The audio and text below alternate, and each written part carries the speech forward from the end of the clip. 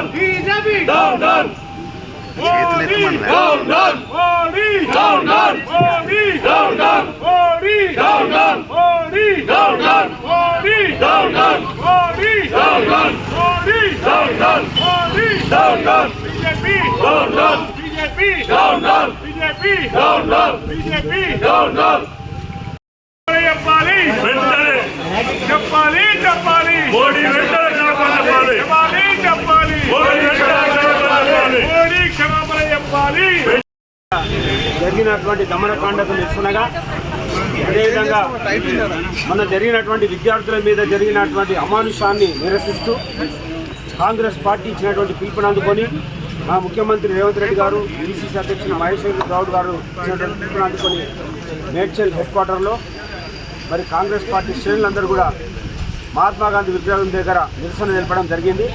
మరి ఈ దమనకాండని తీవ్రంగా ఖండిస్తున్నాం। వెంటనే ధర్మేంద్ర ప్రధాన్ గారిని రాజీనామా చేయించి మోడీ గారు దేశ ప్రజలకు క్షమాపణ చెప్పాలని డిమాండ్ చేస్తున్నారు।